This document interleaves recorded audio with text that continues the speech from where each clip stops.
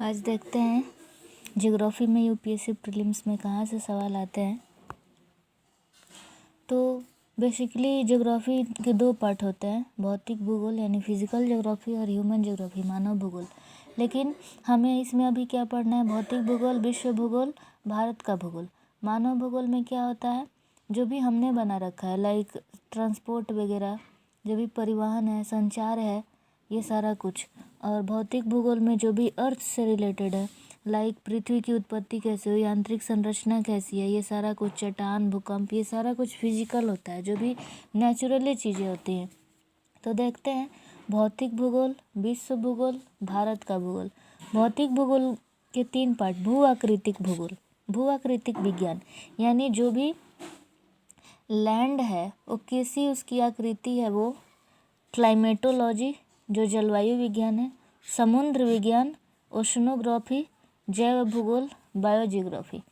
तो देखते हैं भू आकृति में हमें क्या पढ़ना है, पृथ्वी की उत्पत्ति कैसी हुई, भूगर्भिक समय क्या है यानी कब से पृथ्वी है, इसकी समय सारणी वगैरह, आंतरिक संरचना कैसी है पृथ्वी की, जो भी स्थलाकृति है यानी स्थल यानी किस तरह के लैंड है हमारी पृथ्वी पर, उनकी उत्पत्ति कैसे हुई, लाइक पहाड़ वगैरह कैसे बना, हिमालय कैसे बना, किस किस तरह की आकृतियाँ होती हैं, भूगर्भिक प्रक्रियाएं, जो भी पृथ्वी के अंदर भूगर्भ, गर्भ मीन्स पृथ्वी का अंदर, अंदर का हिस्सा, उसके अंदर क्या क्या प्रक्रियाएं होती है लाइक ज्वालामुखी, भूकंप, किस तरह से फिर चट्टान बनता है, चट्टान के प्रकार और उसका गुण, अपक्षय, अपर्दन,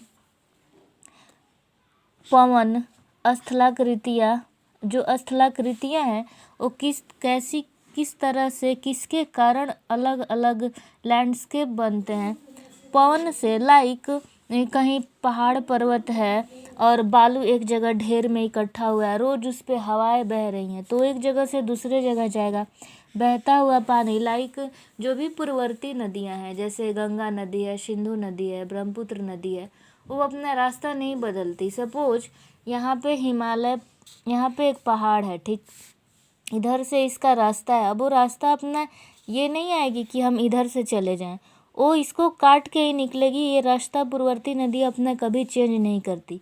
तो ये सारा कुछ पढ़ना होता है। तो अब एक लैंडस्केप बन गया ना, ये ऐसे था, फिर ये टूट के अब ये इधर बिखर गया, ये इधर बिखर गया। तो जो भी स्थलाकृतियाँ वो पवनों की सहायता से, बहते जल की सहायता से, जो भूमि का अंडरग्राउंड वाटर है वो, हिमानी, बर्फ वगैरह, जो भी सागरीय तरंग हैं यानी लहरें हैं, किस तरह से निर्मित करती हैं स्थलाकृतियों को, ये सारा कुछ पढ़ना होता है। अब देखते हैं क्लाइमेटोलॉजी। हम क्लाइमेटोलॉजी में एटमॉस्फेयर पढ़ते हैं, वायुमंडल की संगठन, तापमान, वायुमंडलीय तापमान, वायुमंडल का दाब, पवन संचार और तंत्र, बादल कैसा बनता है, कितने प्रकार के होते हैं, वर्षण के प्रकार, मॉनसून, साइक्लोन यानी चक्रवात, एंटी साइक्लोन, प्रति चक्रवात, विश्व जलवायु प्रदेश।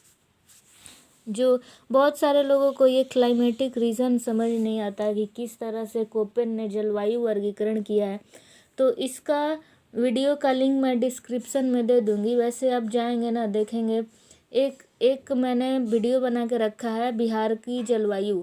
उस वीडियो में स्टार्टिंग में मैंने सारा कोपेन का समझा रखा है कि क्या क्या है इनका वर्गीकरण, उसके बाद मैं बिहार के बारे में बताई। तो अगर देखने होगा तो आप वहाँ जाके देख सकते हैं।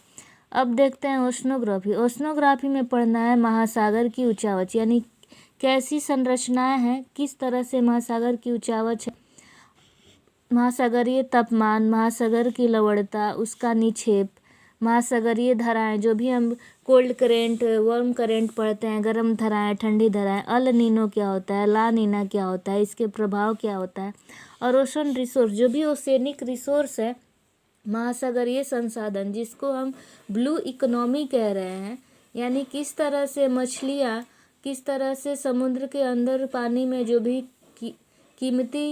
कीमती चीज़ें हैं, जो लाइक मोती वगैरह, और वो किस तरह से हमारा मदद करती हैं, हमारी इकोनॉमिक्स को आगे बढ़ाती हैं। ये सारी ओशनिक रिसोर्स हमारे बहुत ही यूज़फुल होती है क्योंकि ये नेचुरल होती हैं, और इसके अंदर हमें पेट्रोल वगैरह काफ़ी चीज़ें, काफ़ी सारी रिसोर्स महंगी महंगी मिलती हैं, जिससे हमारी अर्थव्यवस्था और स्ट्रांग हो सके। अब क्या है, हमने क्या देखा, और एक होता है बायोस्फीयर, जिसमें जैव भूगोल, जिसमें हम मृदा की उत्पत्ति, फूड चेन और अलग अलग तरह के बायोम वनस्पतियों को पढ़ते हैं। इसमें हमने क्या देखा, बेसिकली हम ज्योग्राफी में, हाँ चलो ये पढ़ना है, बट कौन सा टॉपिक कहाँ से चालू हो जाता है कुछ समझ नहीं आता। तो अगर आप कभी भी ये चैप्टर पढ़ते हो या महासागर के बारे में पढ़ते हो, इट मीन्स कि आप जो 4 ऐसे खंड में हमने बांटा है, इसमें से कोई एक टॉपिक पढ़ रहे हो। तो कोई लोग सोचते हैं कि जब भी हम पढ़ेंगे तो ये पृथ्वी की उत्पत्ति, भूगर्भिक समय यहीं से पढ़ेंगे।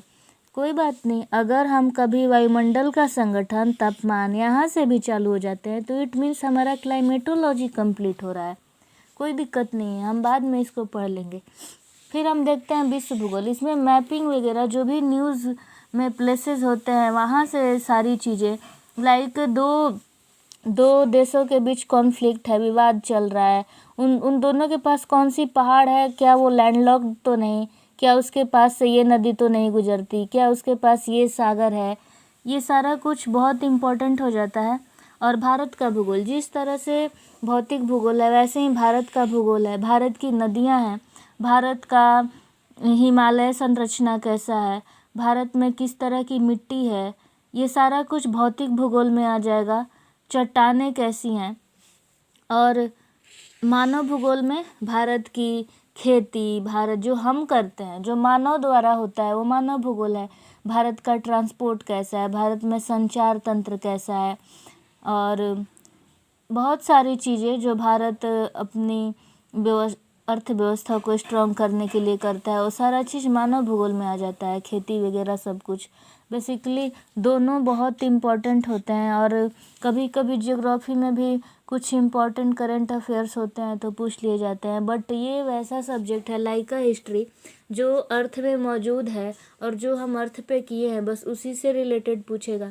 तो कभी तो फिजिकल ज्योग्राफी चेंज होगा नहीं, बस हम उसमें नई नई खोजें कर सकते हैं कि हाँ हमने ये ढूंढ रखा है, हमने आज ये ढूंढा, बस और कुछ नहीं कर सकते हैं। तो फिजिकल ज्योग्राफी लाइक हिस्ट्री ये कभी चेंज नहीं हो सकता, पृथ्वी के अंदर जो है बस वही पढ़ रहे हैं।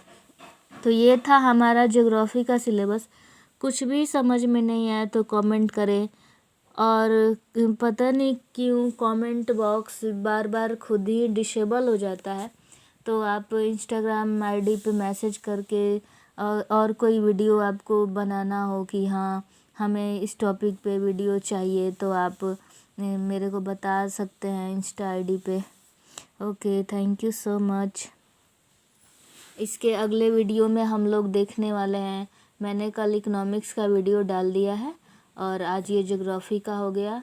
उसके बाद अभी कुछ देर बाद मैं हिस्ट्री का सिलेबस अच्छे से डाल दूँगी कि किस में क्या पढ़ना है, और प्रीलिम्स का हो जाने के बाद हम मेंस की सिलेबस की बात कर लेंगे, ताकि जो भी तैयारी करें वो काफ़ी अच्छे से करें और उन्हें किसी बात को लेकर टेंशन ना हो।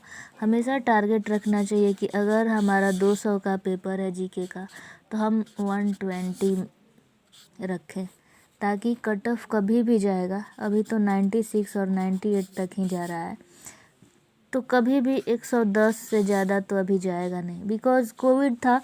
कोविड के बाद अभी जाके ऑफलाइन क्लासेस खुले हैं, तो उतना हार्ड नहीं है। यू हैव गोल्डन अपॉर्चुनिटी कि आप 2025 तक काफ़ी सेफ़ हैं। इसके बाद तो ऑफलाइन क्लासेस चालू हो जाएंगी, तो और भी क्वेश्चंस हार्ड होंगे। अभी तो ऑनलाइन सारे लोग पढ़ रहे हैं, कोविड था तो उतना हार्ड क्वेश्चंस नहीं आता था, इतना ही कट ऑफ जा रहा था। तो कोशिश करें हमेशा, और अच्छे से तैयारी करें, प्रैक्टिस करें, कभी भी उदास ना हो। कुछ समझ में ना आए तो इट्स ओके ना, अगले दिन समझ आ जाएगा, कोई नहीं, मैं कर लूँगा या कर लूँगी। So take care, bye.